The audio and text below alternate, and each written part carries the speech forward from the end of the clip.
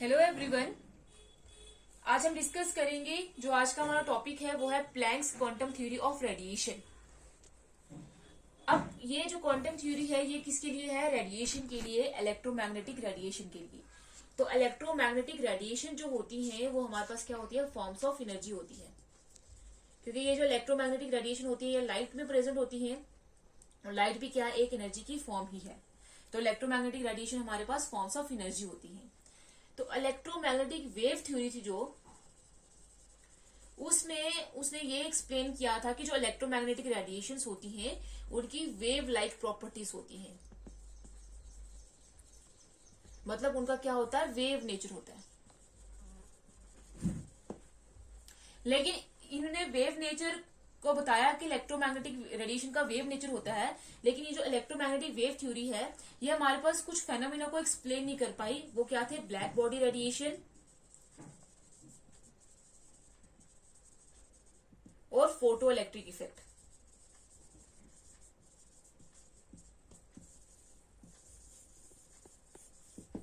इन दोनों फेनोमेना को वो एक्सप्लेन इलेक्ट्रोमैग्नेटिक वेव थ्योरी नहीं कर पाई। और ये दोनों किसको सपोर्ट करते थे? कि हमारे पास जो इलेक्ट्रोमैग्नेटिक रेडिएशन होती है उनका पार्टिकल नेचर होता है।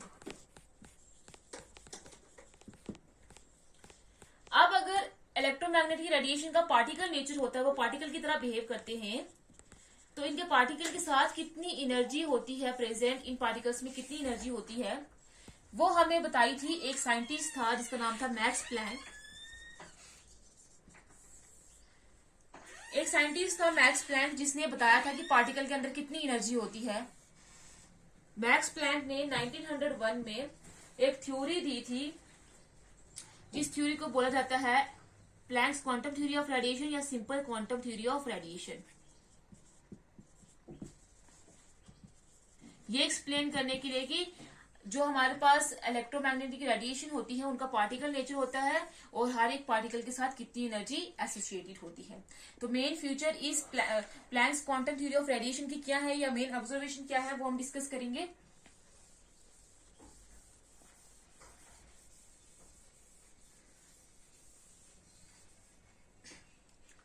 फर्स्ट ऑफ फ्यूचर इसका ये है कि जो रेडिएशन एनर्जी होती है, जो एनर्जी होती है रेडिएशन के साथ, रेडिएशन की जो एनर्जी होती है वो according to electromagnetic wave theory continuous होती है। वो कंटिन्यूसली वेव लाइक होती है ये ऐसे। लेकिन इस थ्योरी का अकॉर्डिंग क्या है कि जो एनर्जी होती है रेडिएशन की वो क्या होती है? डिसकंटिन्यूस होती है। और वो किस फॉर्म में होती है? उनमें पार्टिकल्स होते हैं, ये स्मॉल पार्टिकल्स। ये बीच में गैप है, ये जो फ्लो ऑफ एनर्जी है रेडिएशन का वो क्या है? डिसकंटिन्यूस है। और डिसकंटिन्यूस कैसे है? स्मॉल पैकेट्स, स्मॉल पार्टिकल्स में है और उन स्मॉल पार्टिकल्स के साथ एनर्जी होगी जिनको हम स्मॉल पैकेट्स ऑफ एनर्जी बोलेंगे। और उन स्मॉल पार्टिकल्स को हम क्वांटम ऑफ एनर्जी भी बोल सकते हैं। क्वांटम का मतलब होता है फिक्स्ड। तो इन स्मॉल पैकेट्स की जो पार्टिकल्स की जो एनर्जी होगी वो फिक्स्ड होगी, डेफिनेट एनर्जी होगी उनकी, इसलिए हम इनको क्वांटम ऑफ एनर्जी भी बोलते हैं या क्वांटा भी बोलते हैं। या फिर ये लाइट के पार्टिकल्स है तो इसको हम फोटॉन्स भी बोलते हैं। तो फर्स्ट ऑब्जर्वेशन क्या है कि जो एनर्जी होती है रेडिएशन की वो कंटिन्यूस नहीं होती है, वो क्या होती है? डिसकंटिन्यूस होती है, पार्टिकल्स की फॉर्म में होती है, स्मॉल पैकेट्स ऑफ एनर्जी के फॉर्म में होती है जिनको हम क्वांटम ऑफ एनर्जी या क्वांटा या फिर क्या बोल सकते हैं? फोटॉन्स बोल सकते हैं। और हर एक फोटॉन के बीच में, हर एक क्वांटा के बीच में क्या होगी? साथ डेफिनेट अमाउंट ऑफ एनर्जी होगी। डेफिनेट अमाउंट ऑफ एनर्जी इनके साथ क्या होगी? एसोसिएटेड होगी। अब सेकंड ऑब्जर्वेशन क्या है इसका कि अब ये देखा गया कि हर एक क्वांटा के साथ definite amount of energy associated होगी, लेकिन कितने अमाउंट ऑफ एनर्जी हर एक क्वांटम ऑफ रेडिएशन के साथ एसोसिएटेड होगी? वो एनर्जी होगी डायरेक्टली प्रोपोर्शनल करेगी फ्रीक्वेंसी के। वो एनर्जी किसके डायरेक्टली प्रोपोर्शन होगी? फ्रीक्वेंसी ऑफ लाइट के। तो अगर हम प्रोपोर्शनलिटी का साइन हटाएंगे तो हमें कांस्टेंट लगाना पड़ेगा और वो कांस्टेंट लगाएंगे हम एच न्यू। तो ये एनर्जी होती है किसी भी क्वांटा के साथ, जो स्मॉल पैकेट्स ऑफ एनर्जी होती है हर एक फोटोन के साथ ये जो एनर्जी है वो एसोसिएटेड होगी। यहाँ पे ई एनर्जी है, एच जो है हमारे पास प्रोपोर्शनलिटी का साइन है, कांस्टेंट है और इसको हम बोलते हैं प्लैंक्स कांस्टेंट। और ये प्लैंक्स कांस्टेंट यूनिवर्सल कांस्टेंट है, जिसकी हमारे पास वैल्यू भी यूनिवर्सल होती है सेम 6.62 इंटू 10⁻⁻34 जूल सेकेंड। ये इसकी वैल्यू होती है प्लैंक्स कांस्टेंट की। और न्यू क्या है? Frequency of light.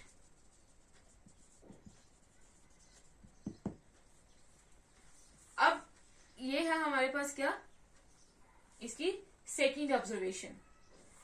नेक्स्ट हमारे पास ये है हमारे पास एनर्जी तब जो एक ही क्वांटा के साथ, एक पार्टिकल के साथ एक स्मॉल पैकेट ऑफ एनर्जी के साथ एसोसिएटेड होगी। लेकिन सपोज अगर हमारे पास n पार्टिकल्स हैं तो उनके साथ एनर्जी कितनी होगी? E equal to NH nu. And यहाँ पे हमारे पास इंटीजर है जिसकी वैल्यू 1 हो सकती है, 2 हो सकती है, 3 हो सकती है, 4, 5 एंड सो ऑन। जो हमारे पास particle small packets of energy 2 भी हो सकते हैं, 3 भी हो सकते हैं, 4 भी हो सकते हैं। तो E अब किसके बराबर हो जाएगी? NH न्यू के बराबर हो जाएगी।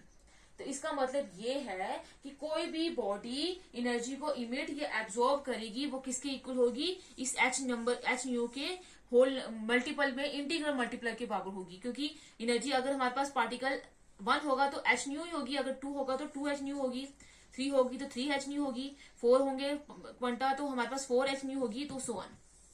तो मतलब ये है कि हमारे पास कोई भी एनर्जी जो इमिट या ऑब्जॉर्व होगी वो इसी H न्यू के इंटीग्रल मल्टीपल में होगी, और फ्रैक्शनल मल्टीपल में नहीं होगी। हमें फ्रैक्शन कभी देखने को नहीं मिलेगी, जैसे 1.6H न्यू, 3.2H न्यू, इसके मल्टीपल में कभी नहीं होगी, फ्रैक्शनल मल्टीपल में कभी नहीं होगी। वो किसके मल्टीपल में होगी? सिर्फ इंटीग्रल मल्टीपल में होगी। तो ये हमें सेकेंड ऑब्जर्वेशन है इसकी। अब हमें ये पता है कि जो हमारे पास वेवलेंथ इंटू फ्रीक्वेंसी किसके बराबर होती है? स्पीड ऑफ लाइट के बराबर होती है। Wavelength into frequency, wavelength into frequency is equal to speed of light. Wavelength किससे कैसे रिप्रेजेंट करते हैं हम? लैम्डा से, फ्रीक्वेंसी को न्यू से, और स्पीड ऑफ लाइट को c से। तो ये हमारे पास होगी एक्सप्रेशन। यहां से अगर हम न्यू की वैल्यू निकालेंगे तो वो मल्टीप्लाई में जाकर क्या हो जाएगा? डिवाइड में। तो फ्रीक्वेंसी हमारे पास किसके इक्वल हुई? Speed of light upon wavelength के। अब इसकी वैल्यू हम पुट करेंगे E is equal to H nu NH nu में। तो न्यू की जगह क्या आ जाएगा? C upon lambda. तो आ जाएगा NH C अपॉन लैम्डा। अब हमारे पास जो रेसिप्रोकल होता है वेवलेंथ का वो न्यू बार के बराबर होता है, और न्यू बार क्या होगा? Wave number. तो ये वैल्यू हम वापस इधर पुट कर सकते, तो E is equal to NH C nu bar हो जाएगी, क्योंकि 1 अपॉन लैम्डा तो न्यू बार के बराबर हो जाएगा। तो ये हमारे पास अलग अलग एक्सप्रेशन है एनर्जी के जो रेडिएशन के साथ एसोसिएटेड होगी। यहाँ पे E क्या है? एनर्जी, N क्या है? जो इंटीजर है, नंबर ऑफ पार्टिकल्स है, H हमारे पास प्लैंक्स कांस्टेंट है जिसकी वैल्यू है 6.62 इंटू 10⁻⁻34 जूल सेकेंड। C है speed of light, mu bar क्या है? हमारे पास वेव नंबर। अब ये जो हमारे पास एक्सप्रेशन है, ये वाली एक्सप्रेशन और ये वाली एक्सप्रेशन, ये एक्सप्रेशन हमें क्या बता रही है? एनर्जी का रिलेशन फ्रीक्वेंसी के साथ और वेवलेंथ के साथ। यहां से हमें ये पता चल रहा है कि जो एनर्जी होती है वो फ्रीक्वेंसी के डायरेक्टली प्रोपोर्शनल होती है, और इस एक्सप्रेशन से ये पता चला कि जो एनर्जी होती है वो वेवलेंथ के इनवर्सली प्रोपोर्शनल होती है।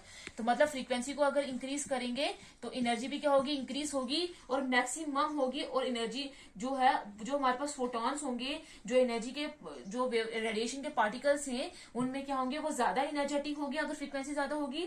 तो अगर हमारे पास वेवलेंथ ज्यादा होगी तो क्या होगी? एनर्जी हमेशा कम होगी, क्योंकि ये दोनों आपस में इनवर्सली रिलेट कर रहे हैं। फॉर एग्जाम्पल, एक फोटॉन है जो वायलेट लाइट में है, वायलेट लाइट का एक फोटॉन है, उसकी जो एनर्जी होगी वो रेड लाइट के फोटॉन से ज्यादा होगी, क्योंकि वायलेट लाइट की जो फ्रीक्वेंसी होती है वो ज्यादा होती है और वेवलेंथ कम होती है as compared to red light, जिसकी frequency as compared to violet light कम होती है और वेवलेंथ ज्यादा होती है। तो मतलब ये है कि जितनी ज्यादा फ्रीक्वेंसी होगी उतनी ज्यादा एनर्जेटिक हमारे पास क्या होगी? रेडिएशंस होंगी। ये थी हमारे पास Planck quantum theory of radiation, जिसने क्या किया था?